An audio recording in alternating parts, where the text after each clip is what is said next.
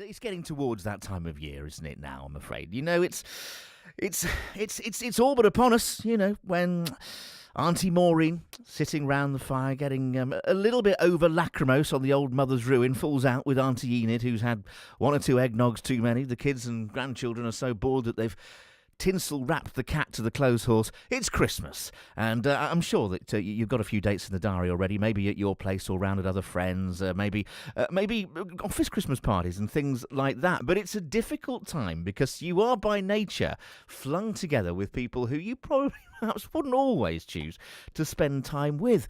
But what do you do if a bit of a hiccup arises, a little bit of awkwardness, unpleasantness at a social gathering, particularly around this time of year when maybe a little bit of drink has been taken? Well, it's a vexed question, and one which I think is incredibly British, because we are very discreet, aren't we? We don't like anybody to fall out in public.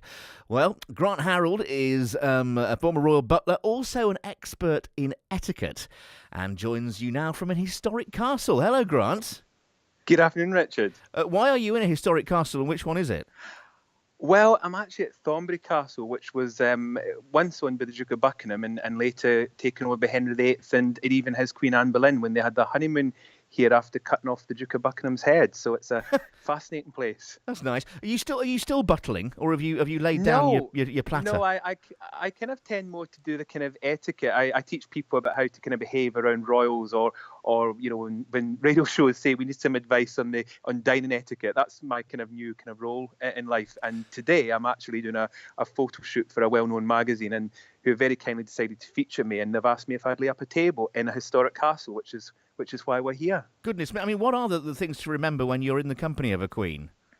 Well, I think it's, some of the most basic things is that there's this wonderful thing where people forget that when you meet a member of the royal family, they're so excited they either want to go and hug them or kiss them, or and we you can look, but you don't touch. Did you say you can look or you can lick? Sorry. No, certainly not lick. No, we're not dogs. Good God, no. No, we can look, but we don't touch. No, it's such a good rule for life, I find, isn't it, actually, Grant? If you want to stay out of trouble. Now, listen. Is it really?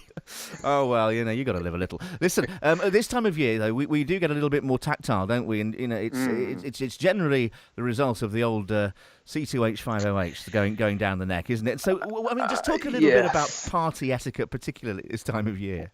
Well, see, the thing is, when it comes to you were absolutely right what you said a minute ago. It's about people getting together and having to get on. It shouldn't just be at Christmas. It should be the whole year round. And when you get invited to a dinner party, you want to make sure that you're going to be polite to the other guests and you're going to get on with everyone. Guest lists can get a bit muddled. Some people might invite your ex or somebody else and who you might not want to be with or sat next to. And again, I kind of stress to people that when you're planning a dinner party, do a bit of background research. Do a bit of Google. Do a bit of just look into the background of the people that you're inviting. Just make sure that you're not inviting two people together that are complete enemies, or they don't get on. And ideally, because you want it to be a nice experience for everyone. And the way around that is you invite the other people on another dinner party. So you've got to be kind of diplomatic how you do it. And you've got to have a lot of money to have all these dinner parties. Well, you've got. But the thing is, people say to me, they come to my home and they see that I like to use silver candlesticks and silver-plated cutlery, and like Mrs. Bucket would be so proud, Royal Doulton china and Minton. But the reality is, I haven't spent a fortune on any of this. I found it at car boots and junk shops and charity shops. It's amazing what you pick up, and these are beautiful items that then make you look like you've obviously got a lot of money, and you're kind of entertained to the highest standard. Goodness. Well, I suppose there's nothing wrong with putting a little bit of polish on things, is there? And sort of making keeping up appearances, as we say. Exactly. But the problem is, though, that at Christmas you can't always rid those guest lists, because you do have people forced upon you, be they friends or relatives. You do. I remember my sisters. I'm the second time I mentioned my sister today. She's in my head for some reason. But her ex-husband. I remember one occasion at Christmas we were all sitting around, and he came into the room and said, "Would anybody like a drink before they go?" And it was only 8:30. And you think, well, there are easier ways to get around this problem, so maybe you can shed a little bit of light on that. Yeah, you don't offer people the final drink as they arrive, and you certainly don't go and put your pajamas on and come down and say it's been lovely for you all gathering this evening, but well, I'm off to bed. No, I mean the kind of timings to give people a rough idea. If you want to do it, what I call royal style, or kind of how they do it in the big aristocratic homes, they have a kind of time frame. So that would be that you would have your pre-dinner drinks around about 7:30. So you'd invite your guests for 7:30. You can't really be fashionably late anymore, but you are permitted to be up to about 15 minutes late. If you're going to be beyond that, you need to obviously phone ahead, or text or email. But in some shape or form, you need to let the host, or ideally the hostess, because traditionally it's the hostess that plans the meals, you let them know that you're running slightly late, so that it doesn't ruin the meal for the other guests as well. This is the thing, though, isn't it, about mobile phones? The fact that we've got mobile phones now is, I think mobile phones have made people rude, because there was a time when you would be on time for something, and if you didn't, because you wouldn't want to have to stop at a phone box. It was really inconvenient. But now you would text and say, "Oh, I'm running 10 minutes late. I'm running 15 minutes late." I think sort of social media and phones have made people a bit rude. It has. I mean, it has changed the way things are done. I mean, I remember telling the guests off at the Lord Mayor's banquet in London a couple of years ago via Twitter, because somebody very kindly put an image up of the banquet, and I saw somebody had a mobile phone only a few feet away from the Lord Mayor. And I remember putting up a tweet and saying, ladies and gentlemen, please remember, we do not put our phones on the tables. And I'm sure that person got the message, because they're probably looking at the Twitter at the time. But I mean, you would never, the idea of with a mobile phone is that when you go out for dinner or you go to an event, you really want to either turn it off, have it on silent, or leave it in the glove box of your car or something. If you do need to have it on, because the reality is that today some people do rely on them for emergencies, and if you do have it and you are expecting a phone call, just let the hostess know, so that they're aware of why you've got it and why you've got it on, because you don't want it kind of going off in the middle of the meal. Listen, Grant, you hold on there at your historic castle, because I want to ask you a few more questions about those awkward moments when you're never quite sure whether you should be leaving, and also how to get other people to leave. We might get a few more royal inside tips as well from you in a few moments' time. Grant, BBC Radio Derby. I'm Richard Spurr, talking etiquette and the very British problem of dealing with a slight rift or awkwardness when you're at the social gathering or party. Grant Harrold is a former Royal Butler and an expert in etiquette, and he's at a historic castle. Grant, thanks for holding on there. Is it very chilly in your castle, or have they got central heating there as well as Wi-Fi? Amazingly, it's actually quite. Yes, I can't believe they've got Wi-Fi. It's extraordinary, and must have been Henry VIII, thank God. And yeah, he must have put it in. It's quite warm. Yes, he must have. He must have realised there was a problem with the phone signal, so he thought we'll have Wi-Fi put in. But no, it's actually quite warm. Surprisingly for an old castle. He changed the nation's religion and he put in Wi-Fi. What a legacy! Now listen, we've got some more of these very vexing issues. I've just had a text from Stuart with a very specific question about the sartorial side of parties, but I'll ask you that in a moment. You were talking about being a little bit late. And there's nothing worse, though, is there, than people who arrive before you've asked them to arrive. I find that it really puts my nose out of joint. The amount of people that probably collapse in a room somewhere and need a bucket of smelling salts when the guests suddenly turn up early. I mean, it is the nightmare of you plan it, you think you've got them to a certain time, and then people arrive and you have somebody that turns up 15 minutes early because they think, well, we're in the area.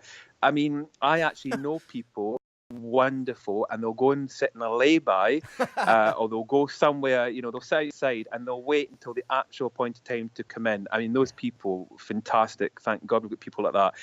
It's the people that do turn up. It's a bit unfair, because it puts you at ease, makes you uncomfortable. You're obviously still trying to either get ready or trying to get things done, and you already then have to start thinking about offering drinks, and the evening's begun. So ideally, you want to make sure you arrive at the actual time, or just slightly after. Absolutely right. Now, how do you know? Because this is always very hard to judge, I think. When's the time to leave? I mean, if you're really enjoying yourself, you're having a good time. What are the signs that you might read on the face of your host or hostess that tell you that it's probably time, even if you are having a good time, to pack up and go? Well, I mean, one of the kind of best signs when you see the host slumped over the table sound asleep, about 1 o'clock in the morning. I mean, it's really the kind of the way that, again, that's done in the kind of private houses is that the meal is normally between 8 and 10. They give it about 2 hours. And then, now it depends how traditional you want to be. You can either be very old-fashioned and the ladies might go into the drawing room for coffee and liqueurs, and the gentlemen will stay in the dining room, as you see in Downton Abbey, and they'll enjoy their glass of port, and then eventually they all get together about half an hour later. So again, that'd be about 10 o'clock to about 10:30. Or the ladies might all want to stay at the table and they all drink coffee and possibly port together, or they might all go into the drawing room, because we're not going to go into the lounge. It will be the drawing room or the sitting room, and then you enjoy your evening coffee, and then about 10:30 is roughly when you want to start thinking of maybe possibly moving. All right. It's all very old-fashioned, the idea of the men playing billiards and having cigars and brandy, where all the women go and gossip and play bridge and have coffee in another room. I rather like that, though. It's a very kind of old-fashioned, traditional way, and right. A lot of people say, "Oh, no, we're not going to do that." But some people like that. They like the kind of old traditional way of doing things, and our grandparents and great-grandparents would have done that all the time. So it's fun. If you want to kind of do it the traditional way, then obviously go for that. And if you want to be modern, all go and have your coffee, port, and billiards together. Stuart is texting Grant, dubbing his message to 81333. He says, "Hi Richard, please ask Grant when over Christmas is it correct to wear the gents' classic white jacket with black bow tie, and how did this tradition come about as opposed to the black one?" Well, from what I understand, that was for the hotter climates. The white tie was something that came around because of obviously white reflecting the heat. Now, very few people wear the white dinner jacket, which I think is a shame. I mean, somebody that I was very proud to have known was the late Sir John Mills, the actor. Goodness. And he famously wore a white dinner jacket.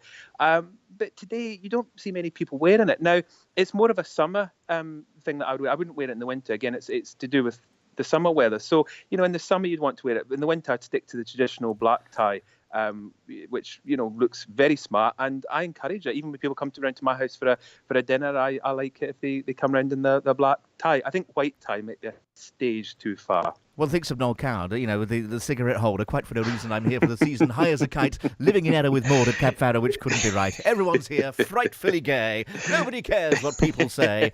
And that song was, indeed, it was called The Marvellous Party, wasn't it? When times were easier. Exactly. Now, listen, I better let you go, because I know that you've got you've got to be harangued by photographers and all that sort of stuff. Just finally, though, just finally, the sort of the point that I've been building up to is, without being rude, without being overly sort of bossy with your guests. They are, after all, your guests. Yes. What are your sort of potted top tips on how to make people go when you simply have had enough?